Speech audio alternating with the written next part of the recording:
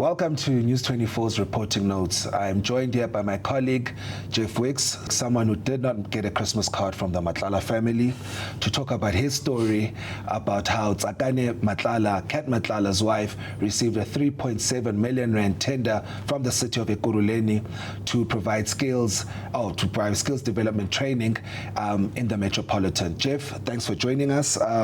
Interesting story, very, very, very funny. Take us behind the contract. What was the contract for, and when was it issued to her? Sure, thanks. So I think the top line of the story is basically that Tsakane Matlala had a company, which appears to us to be a shell entity, which she used to apply for an as and when needed contract over 3 years to provide training and skills development. And the company is called Bona Vista Learning Academy. But what we found is that there are serious indications that Tsakane Matlala only took control of that entity in the 2 weeks before the bid submission closed. 10 days. 10 days. So she, fell with her bum in the butter to a degree, because she was able to take this entity, which really had no footprint and used to be a restaurant, and turn it into a training academy, and within weeks go on to score major government tenders. And this is important because it fits into why we were investigating Kat Matlala to begin with. Our project is called 9 Lives, King Kat and His Tender Empire. And this fits in with that theme because we followed him at Tembisa, we followed him as he, targeted state procurement at the SAPs. Nedbank. And now we understand that this network extends maritally because his wife is now also, targeting state procurement and making herself very wealthy doing so. I mean, to get a tender like this, Jeff, you would need to submit financial statements, about 3 years financial statements, to prove that you've got the financial muscle and you're not a failing entity.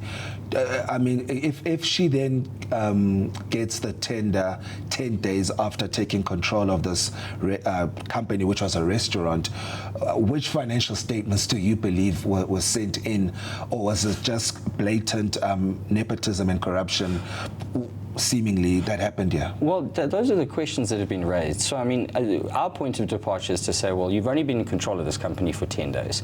If you're submitting 3 years worth of financial statements, a lot of that time will be, dedicated to the restaurant's financial stability and status, and not this new Academy of Learning, which she essentially just renamed a restaurant and then applied for this tender. It goes beyond that, though, because I mean the stipulations in the tender require proof of experience and proof of qualifications, and again it falls back to the same issue. How do you provide proof of prior experience when you've only been in control of this company for 10 days? What was the training? Sorry to cut you, Jeff. What was she supposed to train members of the city with?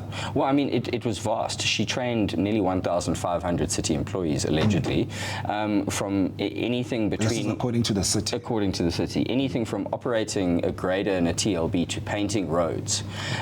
So, there's many areas of concern in this issue. And I think what it tells us is that we don't yet understand the true reach of the Matlala's family's influence, especially as it regards state procurement.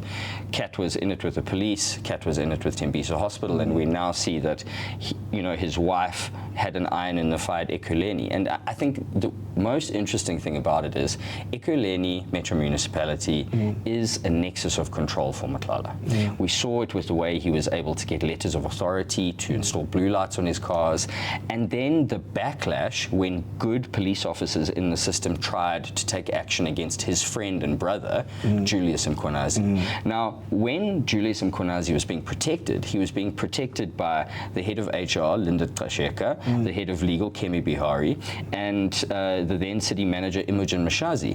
But this is where it gets interesting. This training and skills development tender was issued out of Linda Trasheka's portfolio. The HR. The HR portfolio. So again, more questions are raised. But at the end of it all, we know that the Matlala family conducts business in a dubious fashion. That's the very lowest bar of what we found, especially in this tender. We've seen all the issues with Kat's tenders, and this is just much of the same.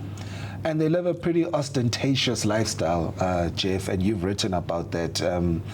what they do with the money. I mean, Kat got his 360 million rand tender, and days after that, you know, the wife started living la vida loca, as it were. Can you tell us about the lifestyle that the millions of alleged ill-gotten gains presents to the Matlala family? No, sure. I mean, the police tender, which the total value was 360 million rand, he was paid 15 million rand before that was cancelled. He was paid at least 15 million rand by Tembisa Hospital several years prior. Now we see more money coming from Tsakani Matlala, and you know, it was for us to then say, okay, well, we understand exactly where this money has come from and what it was supposedly intended to achieve paying these individuals, and what did they spend it on.